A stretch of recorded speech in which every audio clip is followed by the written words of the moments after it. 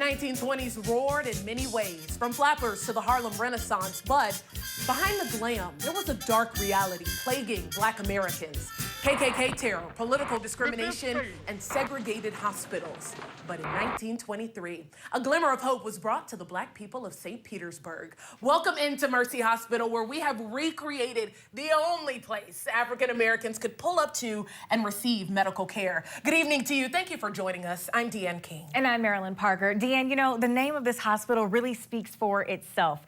This served as a community saving grace between 1922 and 1966. Let me show you around a little bit. This is where people who look like me would come in and check in. Now, you know, there is always a wait when you have to go to the doctor. This is what it looked like when folks had to sit and wait. So why don't you come take a seat with us? And over the next half hour, we're going to explore all the rooms inside of Mercy Hospital while sharing the stories of the people who helped build Mercy's legacy. I am Shirley Carter. I am Ralph Wimbish, Jr. I am Gwendolyn Hayes Wade. I was born in Mercy Hospital. I am the son of Dr. Ralph M. Wimbish, Sr. I was the pharmacist at Mercy Hospital. Mercy was there, and that's all we ask, period. It's to have mercy. Well, it was the hospital for the Black community. We needed that back then because we couldn't go anywhere else. We would get calls in our home for my dad to go there at 3 in the morning. He would go. It was just like one big happy family. Mercy's legacy is love. Together, We are Mercy. mercy. There are so many voices of Mercy Hospital, and all of their voices started right here. This is a room where babies were born. In fact, it's the room Shirley Carter was born in more than 8 decades ago. This is home. It's where we came from. Mrs. Shirley Carter, This is me as a little girl. born in 1938. I was born between wartime and also segregation. That's me, my sister and brother. It was confusing, very confusing, because you were limited in resources from the war. And also, they were struggling with segregation also.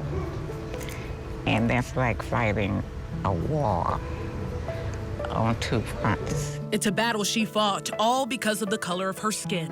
Being told you can't drink from the fountain, you suffer insults. But yet and still, you have to go on. How? I don't know, the good Lord. This community Carter calls home is 22nd Street South, dubbed the Deuces, a cornerstone of St. Petersburg's Black community. It was home to Mercy Hospital, the only hospital that allowed Black patients. It's the place where Carter was born. Mercy was a step up because healthcare was very bad in this city. We only had one operating room. One operating room. Yeah, and it was across from the delivery room. It was every Black person's only option for medical emergencies, doctor's appointments, and even having babies. This article from March of 1946 shows Mercy had 18 beds. Now in 46, St. Petersburg had a population of 86,000 people. And all Black people had was this one hospital to share, and it came at a cost. Mercy required money. A lot at that time. Yes, and even for delivery, even for my daughter's birth, my bill had to be paid before I delivered. The beginning of systemic inequities. The fact that this was the only option, what does that say about how far we've come as a country? Have we? Have we come that far?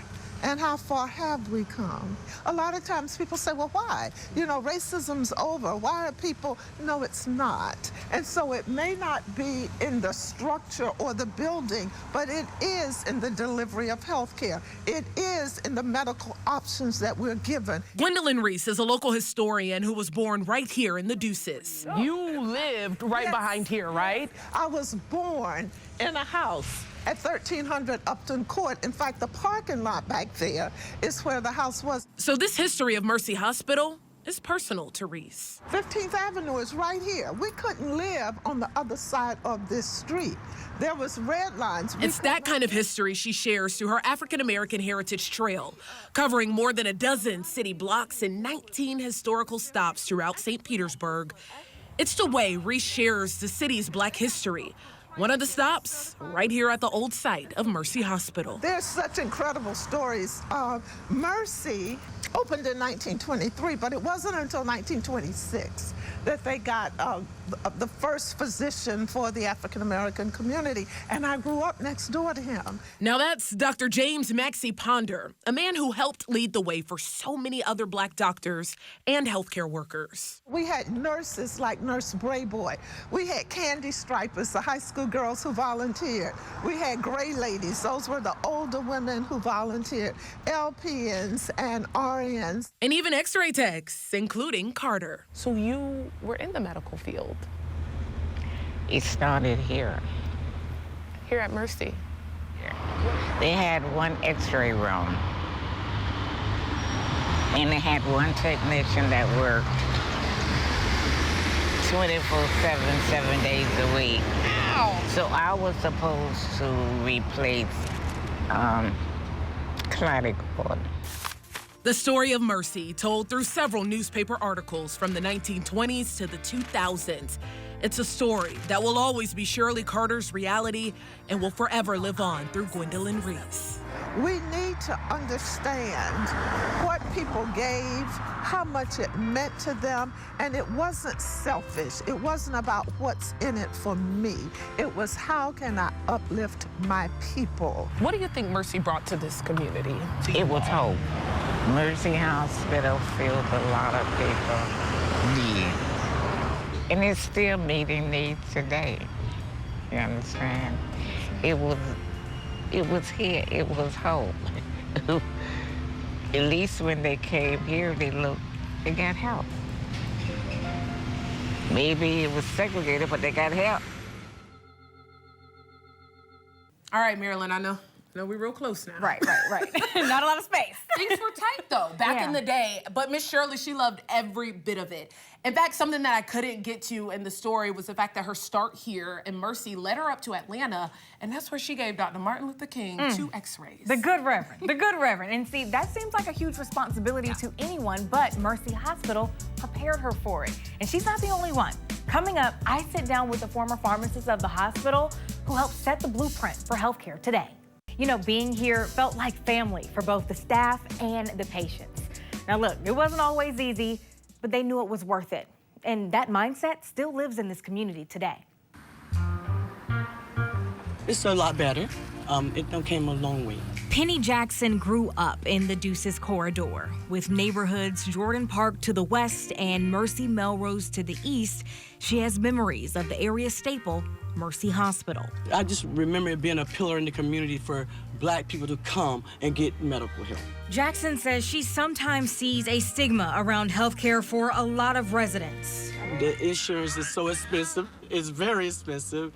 And you know, people have to choose between what they really need and want in life, you know.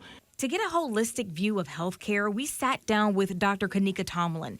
She's the president and CEO of the Foundation for a Healthy St. Petersburg. One of their missions is to help reinvest what belongs in these communities. When people don't have that access, what do they result to? When people don't have the resources and access that they need to live thriving, healthy lives, they don't live thriving, healthy lives. The private foundation formed in 2013 following the sale of the nonprofit Bayfront Health System. Bayfront had a different name during segregation. It was Mound Hospital. Healthcare providers at Mercy Hospital relied heavily on the resources and specialists at Mound Hospital, which was an all-white hospital. Tomlin says she feels they've inherited the responsibility from what she calls one of the most important institutions in the city's history. And so much of the work that we are doing here at the foundation today intersects and carries forward that legacy of love, care, and concern for the community. It's a legacy instilled in the life of Gwendolyn Wade, a St. Petersburg native born in 1941 who'd eventually become a pharmacist at Mercy Hospital. My department was a department of one. She saw hard work at an early age. Her father had many jobs, not only to provide for his family, but to help their lower middle class community however he could. It shaped some of her experiences living in the segregated South. There were times we would go into the stock exchanges or the banks or loan offices, and we'd see money on the floor. And so they were checking to see if we were going to pick up the money and take it. But we always chose to put it on the desk so maybe they can see that we're not thieves. Because of the segregation at all, did that make you want to leave the area? It made me want to be better, to be a better person. I decided that I was not going to come back here and be a failure. So I decided you eat, sleep, and study. That's what she did for 4 years at Xavier University, and she had a job waiting on her at Mercy Hospital. When you look at this photo of yourself, what do you think? I think about I had graduated from college and I had bought me a 1964 Thunderbird for all that hard work. That's a car, right? It's right. Okay. And you were telling me that this was custom. I had my outfits made. A little girl coming from Jordan Park, I just had to look better. I know that's right. And you had to drive nice too. Oh, didn't I? Take us to your first day. To me, I felt like I was at home. I felt at peace. I felt this is where I should be. Did it make you nervous? No, knowing that? I was so confident. I had passed two boards, and I'm in Mercy. Oh no, I was not intimidated. I was ready for this. Ready, even after the St. Petersburg Times said the hospital needed better equipment and more space to best serve the Negro community. I had to get the prescription orders together daily. Get the medications that were needed that I did not have in the pharmacy, drive to Mound Park Hospital. And to think she, in a way, prescribed medications for families who would live and grow up in the deuces for years down the line. Her work at Mercy Hospital set a precedent for organizations like Evra Health, where Jackson gets care now. I grew up around here and I'm back in this neighborhood, and I'm like, in the hospital, it's still there. Don't came back and it's growing and it's big and I'm liking it. And for the Foundation for a Healthy St. Petersburg. That type of scrappy resilience and belief in people is something that differentiates St. Petersburg as a community. And Mercy Hospital is one of the hallmarks of what's possible here in St. Petersburg. Wade says though it was hard, the work at Mercy was worth it. And there's a long line of love, intention, and progress to show for. Had it not been for the staff at Mercy Hospital, no telling what would have happened to our community. Deanne, come to find out, the city of St. Petersburg honored the last 2 living Mercy Hospital employees. That's including Miss Wade. What she did was amazing, but it couldn't be done without these 7 physicians. Doctors James Ponder, Fred Alsip, Bro Martin, Orion Ayers Sr., Harry Talaferro, Eugene Rose, and Ralph Wimbish. Now, speaking of Dr. Wimbish, I actually had his son meet Mrs. Wade. Turns out they lived a street apart from each other. Now you had a neighborhood reunion in the studio. And did, and it got a little bit better than that, because I then sat down with Ralph Wimbish Jr. to hear more about his father's legacy. Well, my fondest memories are him taking me out to play golf. We were not allowed to go play the white golf courses, but he would take me down to Bobby Jones in Sarasota, and we would go to Tampa at Rogers Park and play. That was great. I mean, I got to spend time with my dad. My mother, she completed law school up at FAMU. Then she came back to St. Petersburg, ran for city council, and became the first black person to serve on city council in 1969. Let's just take it back to what life was like growing up in St. Pete for you. We had a crossbar in our yard. You couldn't go to McDonald's and get a hamburger.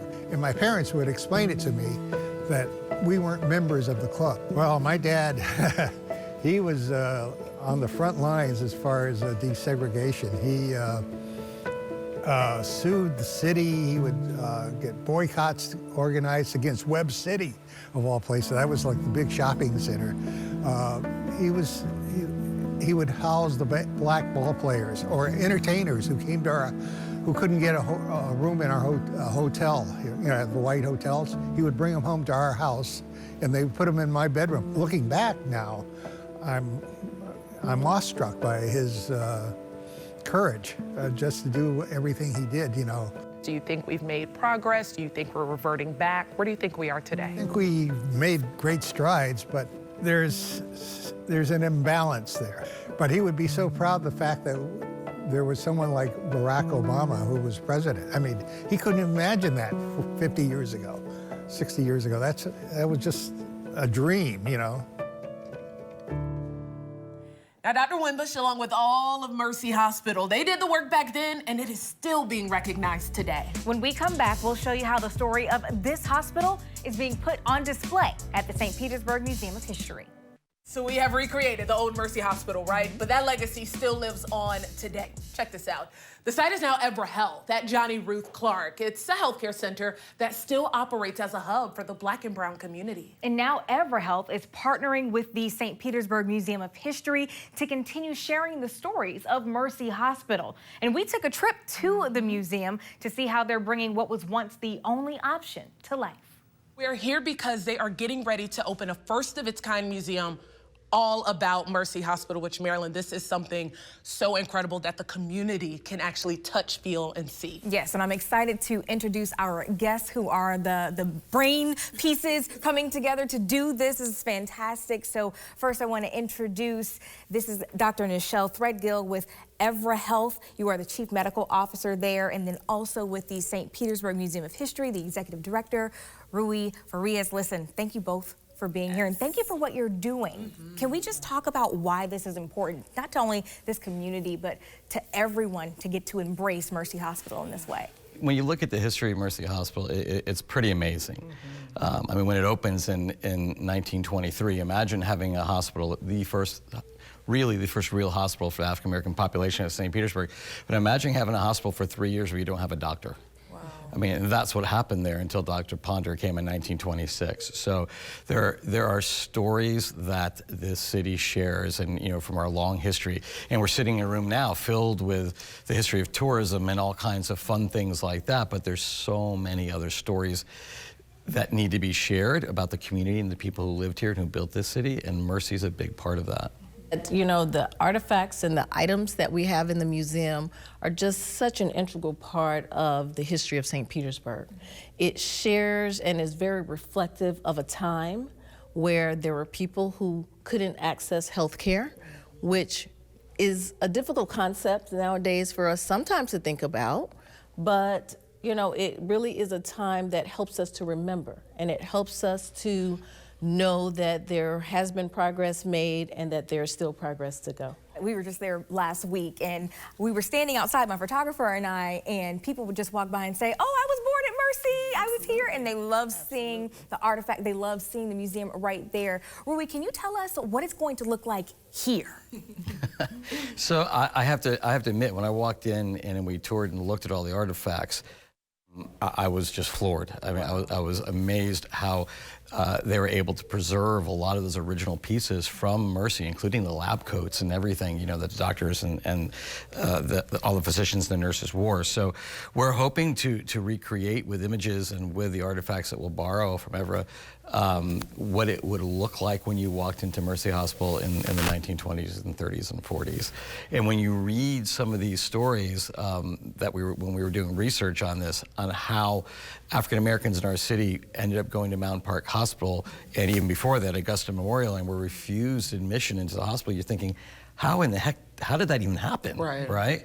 So it's just an amazing story that we have to share here. And I love that it's going to be the first thing people see when they walk into this museum, which shows that you all are putting this story front and center. Dr. Threadgill, I do want to ask you, why is it so important? How does Evra Health continue advocating specifically for the Black community and minorities and continuing that legacy that Mercy left? Sure, you know, and so again, the foundation of Evra Health is really built on Dr. Johnny Ruth Clark's mission. Her mission of providing health care. Her thought was kids couldn't learn if they weren't healthy. And so knowing that health is such an important part of everything that we do, we've integrated that into all the things that we do. And so our goal is to provide improved health outcomes by giving quality health care, that we meet patients where they are. And we create a patient-centered medical plan that helps our patients improve health outcomes. And that strategy is not one that all centers share. And so it is unique for us, and it's one of our big jewels, I think, in improving the health of the patients and people that we see. So when it's all said and done, though, question for you both, how do you continue Mercy Hospital's legacy even after the museum? Digitally, because that's what kids are going to see now, right? So that's one of the things that we hope that we'll do when the exhibit is up in the museum. We'll make sure we photograph everything, videotape it, so on websites and on social media platforms, everything that we can do to keep it digital. I mean, kids need to know this. They need to understand what life was like, not just in St. Petersburg, but throughout the South. And we need to make sure that we can help educate them. Yeah, and I think our museum is there at our Johnny Ruth Clark location, but again, that foundation is built in all of our locations. So throughout Pinellas County and all of our locations that we have, that mission of quality health care is embedded in each and every center that we have. Well, we appreciate what you all are doing beyond Black History Month, because we know these stories have to carry and live on beyond a 28-day month, okay? That's right. So again, thank you right. so much, and thank you especially for the museum continuing this story, EverHealth continuing the legacy with your museum as well. So the exhibit for Mercy Hospital will be up and running soon. We'll have all of those details for you on WFLA.com. We're gonna take a quick break. We'll be right back. Now, Deanne, we went through more than 100 newspaper articles, spoke to more than a dozen people to put this story together. What was your biggest takeaway? I think talking to the folks, right, they found so much beauty in Mercy Hospital, but they still suffered. That's right. It's so difficult, right? They had to beg for funding. They never had enough beds. They had to call up white doctors in order to perform surgery. So they still had hurdles that they had to jump, but they did it. That's right. They did it, and they did it well, and they did it for people like you and me. So that means so much to me. Now, I know this means a lot to you because you're from St. Pete. Share more about that. Yes, first and foremost, St. Pete, stand up. This story has filled me with so much pride, and it's easy to focus on the bad things in one area, but I feel Mercy Hospital can be a guiding light for any community. It's a reminder that your circumstances don't have to keep you down. So find your people, find your purpose, and let's go to work. And by going to work, we're gonna continue to make our ancestors proud, right? And I want you all to continue to dive into these stories and learn more about Mercy Hospital, especially right at the St. Petersburg Museum of History, where a Mercy Hospital, first of its kind of exhibit, is live right now. Thank you so much for joining us. Happy Black History Month. Happy